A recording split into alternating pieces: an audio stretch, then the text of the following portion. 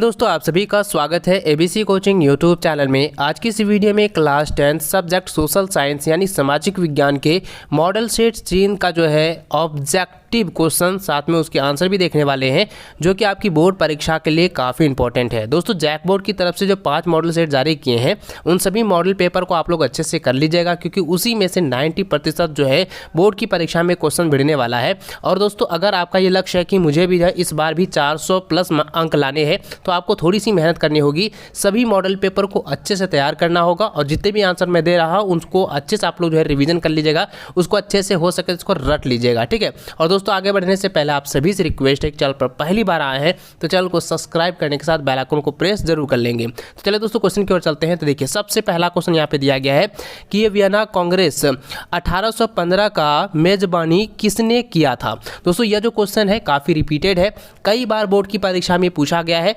दोस्तों, आपने देखा होगा कि ये प्रीवियस ईयर में जो है यह क्वेश्चन दिया गया था और इसका बारे में आपको मैं पूरे डिटेल के साथ आप लोगों को बताया था और इसको अच्छे से मैंने समझाया था कि अगर वियना कांग्रेस की मेजबानी रहे या सिर्फ वियना कांग्रेस रहे या सिर्फ 1815 की मेजबानी दिया रहे तो आपको डायरेक्ट आंसर रखना है मेटरनिक, ठीक है। आपको याद रखना है मेटरनिक। तो दोस्तों, इसका आंसर क्या हो जाएगा? ऑप्शन नंबर ए हो जाएगा।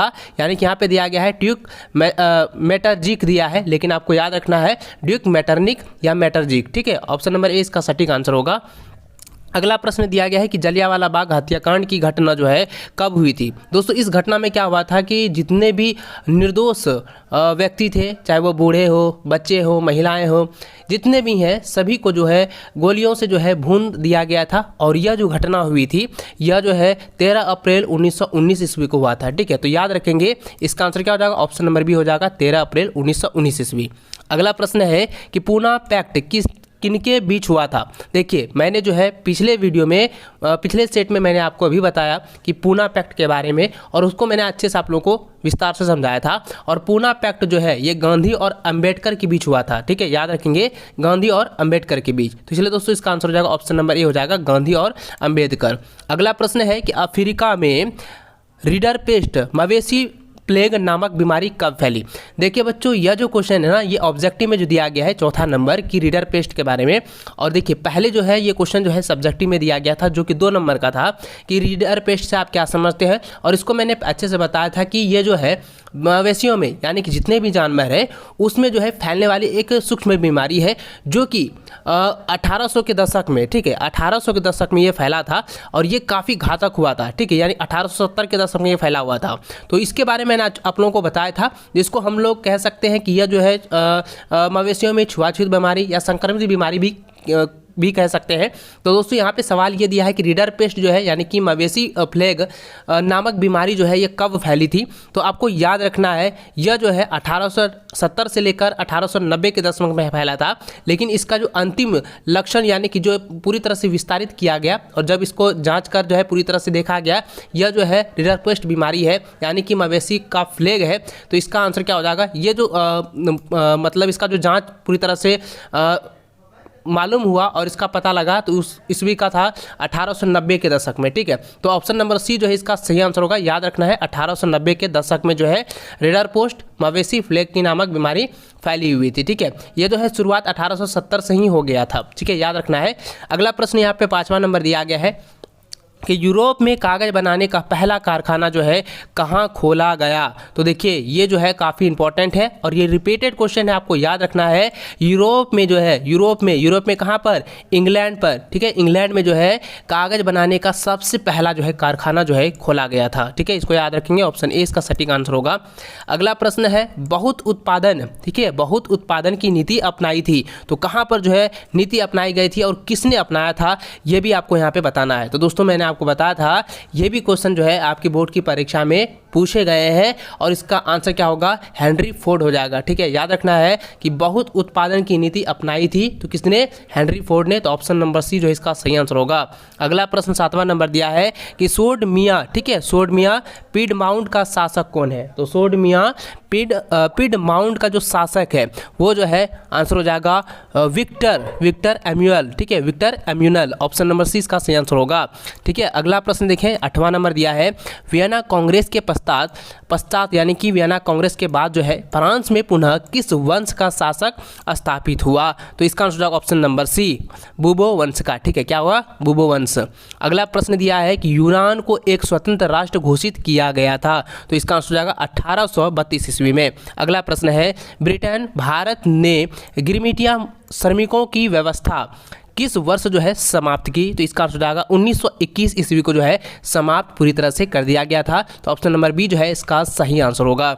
अगला प्रश्न 11 नंबर दिया है कि पंजाब के भूमि निम्तीकरण के प्रमुख कारण क्या है? तो इसका आंसर हो जाएगा अंति सिंचाई। ठीक है, यानी दोस्तों वहाँ पे क्या था कि सिंचाई की जो चरम सीमा है वो काफ़ी तरह से स्तर से जो है घट रहा था, यानी कि पूरी तरह से निम्न हो रही थी। ठीक है, तो इसलिए इसका आंसर याद रखना है कि पंजाब के भूमि निम्नीकरण की प्रमुख कारण क्या था?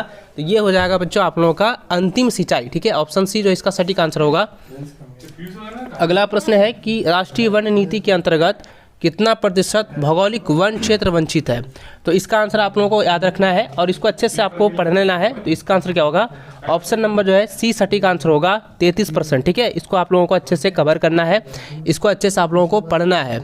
ये जितने भी क्वेश्चन हैं आपके प्रीवियस ईयर में भी पूछे गए थे और इस बार 100% आने के चांस है।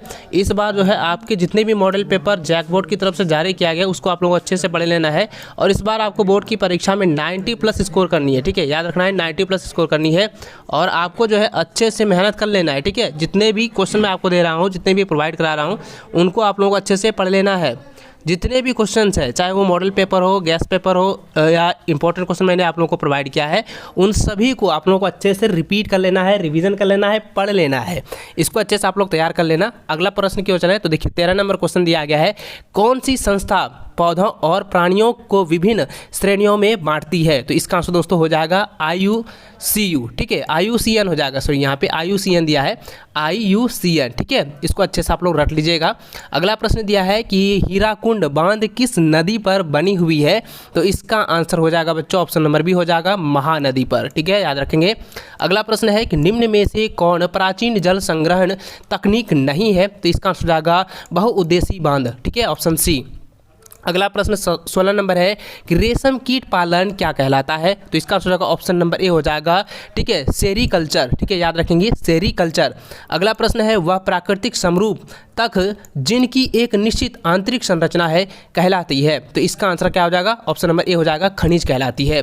ऑप्शन ए इसका सटीक आंसर होगा। इन सभी को आप लोग अच्छे से कॉपी में नोट कर लीजिए। मैं बार बार कहता हूँ कि कॉपी में आप लोग नोट कर लीजिएगा क्योंकि आपको जो है इसको अच्छे से रट लेना है, ये एग्जाम में 100% आने वाले हैं।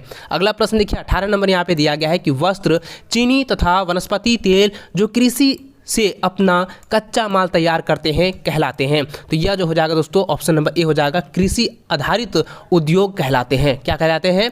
कृषि आधारित उद्योग कहलाते हैं। ऑप्शन सी जो है इसका सटीक आंसर होगा। अगला प्रश्न 19 नंबर दिया गया है कि दो देशों के मध्य व्यापार को क्या कहा जाता है? तो दो देशों के मध्य व्यापार को जो है अंतर्राष्ट्रीय व्यापार कहते हैं। अगर विदेशों में यानी कि एक देश से लेकर अनेक देशों तक जो है व्यापार फैलता है तो उसको बहुराष्ट्रीय व्यापार कहते हैं। लेकिन यहाँ पे सिर्फ ये कह रहा है कि सिर्फ दो ही देशों के बीच जो है ये व्यापार हो रहा है, तो यह जो व्यापार कहलाएगा वो अंतर्राष्ट्रीय व्यापार कहलाएगा। तो ऑप्शन 20 का सटीक आंसर होगा। अगला प्रश्न 20 नंबर दिया है कि भारत का सबसे प्राचीन कृत्रिम जो है बंदरगाह कहाँ पर है? तो इसका आंसर दोस्तों हो जाएगा चेन्नई पतन में। ठीक है, क्या होगा? चेन्नई पतन। ऑप्शन नंबर 20 का सटीक आंसर होगा। अगला प्रश्न दिया है 21 नंबर कि 1970 से 1993 के बीच बेल्जियम के संविधान में कितने बार संशोधन किया गया? तो इसका आंसर हो जाएगा ऑप्शन नंबर सी हो जाएगा 4 बार जो है अभी तक संशोधन हो चुका है। ठीक है, याद रखेंगे। अगला प्रश्न है 22 नंबर की सत्ता के शैक्षिक वितरण से क्या तात्पर्य है? तो इसका आंसर हो जाएगा ऑप्शन नंबर सी हो जाएगा कार्यपालिका, विधायिका और न्यायपालिका। ऑप्शन सी इसका सटीक आंसर होगा। अगला प्रश्न 23 नंबर दिया है कि राज्य पुनर्गठन आयोग के रिपोर्ट कब लागू की गई थी? तो देखिए दोस्तों यह जो 23 नंबर क्वेश्चन है ये काफ़ी रिपीटेड है, कई बार एग्जाम में पूछा गया है और ये कई इंपॉर्टेंट से भी ज़्यादा इंपॉर्टेंट कह सकते हैं कि very very very very most important question है और ये एग्जाम में हर हाल में जो है पूछता ही है, चाहे वो घुमा कर दिया जाए या सेंटेंस को थोड़ा सा जो है बदल कर दिया जाए, लेकिन एग्जाम में 100% देता है। तो इसको याद रखना है दोस्तों। यह जो लागू की गई थी यानी कि राज्य पुनर्गठन का आयोग जो लागू किया गया था यह 1956 ईस्वी में किया गया था। ठीक है, याद रखेंगे 1956 ईस्वी हो जाएगा। तो ऑप्शन बी जो है इसका सटीक आंसर होगा। अगला प्रश्न 24 नंबर दिया है कि भारत में राजनीतिक दल को मान्यता कौन देता है? तो इसका आंसर हो जाएगा चुनाव आयोग देता है। ठीक है, ऑप्शन सी इसका सटीक आंसर होगा। अगला प्रश्न 25 नंबर दिया है कि ऐसी सरकार जो एक से ज़्यादा राजनीतिक दलों से मिलकर बनती है कहलाती है। तो दोस्तों यानी कि कहता है कि एक ऐसी सरकार का गठन हो जिसमें कि एक से ज़्यादा यानी कि दो या दो से अधिक राजनीतिक दल जो है मिलकर बनाती है, तो ऐसी सरकार को हम लोग क्या कहते हैं? तो देखिए यह जो है आप लोगों को हमेशा पता होना चाहिए और भरसक आप लोगों को सभी को पता है कि ये ऐसी सरकार को हम लोग गठबंधन सरकार कहते हैं। ठीक है, क्योंकि आज के समय में जो है वर्तमान में झारखंड में ही देखा है तो ये जो है अभी गठबंधन सरकार बनी हुई है, जो कि आप यहाँ पे देख पा रहे हैं, जो मुख्यमंत्री का गठन हुआ है। ठीक है, तो ऑप्शन नंबर इसका सही आंसर होगा गठबंधन सरकार। अगला प्रश्न 26 नंबर दिया है कि कौन सा तारीख किसी लोकतंत्र में राजनीतिक सुधार लड़ने के लिए बेहतर है? तो यहाँ पर हो जाएगा करने के लिए। ठीक है, यहाँ हो जाएगा मिस्टेक टाइपिंग है, तो यहाँ आप देख सकते हैं कि राजनीतिक सुधार करने के लिए जो है बेहतर है, तो इसका आंसर हो जाएगा दोस्तों ऑप्शन नंबर डी हो जाएगा सुधार के लिए कानून बनाना। ठीक है, ऑप्शन डी इसका सटीक आंसर होगा। अगला प्रश्न 27 नंबर दिया है कि बोलीविया, ठीक है, बोलीविया में जल युद्ध किसके खिलाफ था? तो किसके खिलाफ था बच्चों? तो इसका आंसर हो जाएगा पानी के निजीकरण के खिलाफ था। तो देखिए दोस्तों यह जो क्वेश्चन है सेट 1 में भी दिया है, सेट 2 में भी दिया हुआ है, तो इसको आप लोग अच्छे से तैयार कर लेना और इस टॉपिक को आप एक बार जरूर रिवीजन कर लीजिएगा क्योंकि यह जो है आपके सब्जेक्टिव में भी पूछे जाएंगे। ठीक है, चलिए अगला प्रश्न 27 नंबर की ओर चलें। तो सॉरी 27 नंबर मैंने बता दिया, 28 नंबर देखें तो यहाँ पे देख सकते हैं दोस्तों 28 नंबर क्या होगा कि लोकतांत्रिक सरकार होती है। तो लोकतांत्रिक सरकार क्या होती है? वो उत्तरदायी सरकार होती है, जिम्मेदार सरकार होती है, वैध सरकार होती है। तो इसलिए दोस्तों इसका सटीक आंसर होगा उपयुक्त सभी हो जाएंगे। ठीक है, ऑप्शन डी इसका सही आंसर होगा। अगला प्रश्न 29 नंबर है कि केंद्र और राज्य के बीच होने वाले विवादों का निपटारा कौन करता है? तो इसका आंसर हो जाएगा ऑप्शन नंबर डी न्यायपालिका करती है। ठीक है, याद रखेंगे।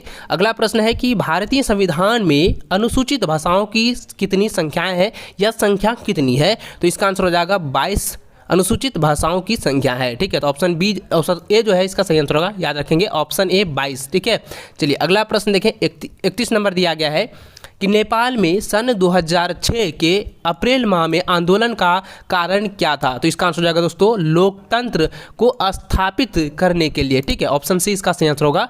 अगला प्रश्न जो है 32 नंबर दिया गया है कि एक उद्योगपति के लिए विकासात्मक लक्ष्य क्या हो सकता है? तो इसका आंसर दोस्तों हो जाएगा अधिक बिजली प्राप्त करना। ठीक है, अगला प्रश्न 33 नंबर दिया है कि सामान्यतः किसी देश का विकास किस आधार पर निर्धारित किया जाता है या किया जा सकता है? तो इसका आंसर दोस्तों हो जाएगा क्या? ऑप्शन नंबर डी हो जाएगा इनमें से सभी, क्योंकि प्रति व्यक्ति आय, लोगों की स्वास्थ्य स्थिति और औसत साक्षरता दर ये सभी हो जाएंगे, इसलिए दोस्तों इसका सटीक आंसर क्या होगा? ऑप्शन नंबर डी हो जाएगा। ठीक है, अगला प्रश्न 34 नंबर दिया गया है कि प्राकृतिक उत्पादों को विनिमय के माध्यम से उपयोगी वस्तुओं में बदलना किस क्षेत्र में आता है? दोस्तों मैंने वस्तु विनिमय के बारे में आप लोगों को अच्छे से पढ़ाया है कि प्राकृतिक संपदा में अगर किसी वस्तु का आदान प्रदान होता है या वस्तु को बदला जाता है तो यह जो है स्थिति है ये किस क्षेत्र में पाया जाता है और ये किस क्षेत्र में होता है, और आपने इसके बारे में पूरी डिटेल के साथ पढ़ा होगा, मैंने पूरी डीप में आप लोगों को अच्छे से बताया था। तो दोस्तों इसका जो आंसर होगा ऑप्शन नंबर बी हो जाएगा, ये जो है द्वितीय क्षेत्र में होता है। ठीक है, द्वितीय क्षेत्र ऑप्शन नंबर जो है 20 का सही आंसर होगा। अगला प्रश्न देखिए 25 नंबर दिया है जीडीपी, यानी कि जीडीपी का मतलब क्या है? तो जीडीपी का जो मतलब है ये हो जाएगा सकल घरेलू उत्पाद। ठीक है, ऑप्शन बी जो इसका सही आंसर होगा। अगला प्रश्न जो है 36 नंबर दिया है कि मृदा के निम्नलिखित में क्या कार्य होता है? तो मृदा के निम्नलिखित में क्या कार्य होते हैं? तो मूल्य का मापक होता है। ठीक है, याद रखना है ऑप्शन बी इसका सही आंसर होगा मूल का मापक। ठीक है, चलिए अगला प्रश्न जो है 37 नंबर है कि आय और उपयोग का अंतर कहलाता है। तो इसका आंसर हो जाएगा ऑप्शन नंबर ए हो जाएगा बचत। ठीक है, ऑप्शन ए जो है इसका आंसर हो जाएगा बचत।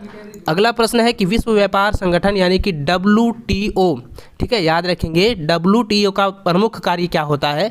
WTO का प्रमुख कार्य होता है ऑप्शन नंबर डी हो जाएगा उपयुक्त सभी, यानी कि विश्व व्यापार को बढ़ावा देना, विश्व व्यापार संबंधी नियमों का बनाना, विदेशी निवेश के उदारीकरण को समर्थन करना, इसलिए इसका आंसर हो जाएगा उपयुक्त सभी। ठीक है, याद रखेंगे। अगला प्रश्न 39 नंबर है कि वह संगठन जो अंतर्राष्ट्रीय स्तर पर उत्पादकों के मानक तय करता है। तो दोस्तों इसका आंसर होगा आप अच्छे से बताएंगे, क्योंकि आप लोगों को मैंने बताया था कि जब भी कोई प्रोडक्ट खरीदा जाता है या लेन देन किया जाता है तो सबसे पहला कहा जाता है कि यह जो है अंतर्राष्ट्रीय स्तर में आता है या इस पर जो है ISO का मुहर लगा है या नहीं। तो दोस्तों इसका आंसर क्या हो जाएगा, ऑप्शन नंबर सी हो जाएगा। ठीक है, अगला प्रश्न 40 नंबर दिया है कि शब्द खरीदते समय हमें कौन सा निशान देखना चाहिए। तो दोस्तों इसका आंसर हो जाएगा एगमार्क नहीं होना चाहिए, ये हो जाएगा ISO। ठीक है, यही क्वेश्चन देखिए घुमा कर दिया गया है। ठीक है, ये दोनों क्वेश्चन एक ही है, इस दोनों क्वेश्चन को सिर्फ बदल कर आप लोगों को दिया गया है। आगे यहाँ पे देखिए 41 नंबर सवाल दिया है कि वैश्वीकरण से देशों के बीच निम्नलिखित की तीव्र गति होती है। तो दोस्तों इसका आंसर हो जाएगा उपयुक्त सभी हो जाएगा, ऑप्शन नंबर डी इसका सही आंसर होगा। ठीक है दोस्तों, इस वीडियो में जो है आपके सोशल साइंस के सेट 3 का जो है कंप्लीट आंसर बता दिया हूँ। आई होप कि इस वीडियो में आप लोगों को अच्छे से समझ में आ गया हो, अच्छे से आप लोग इसको तैयार करेंगे और आप इस बार बोर्ड की परीक्षा में अच्छा नंबर जरूर लाओगे। हमारी शुभकामनाएं आप लोगों के साथ है। मिलते हैं नेक्स्ट वीडियो में, तब तक जय हिंद, वंदे मातरम।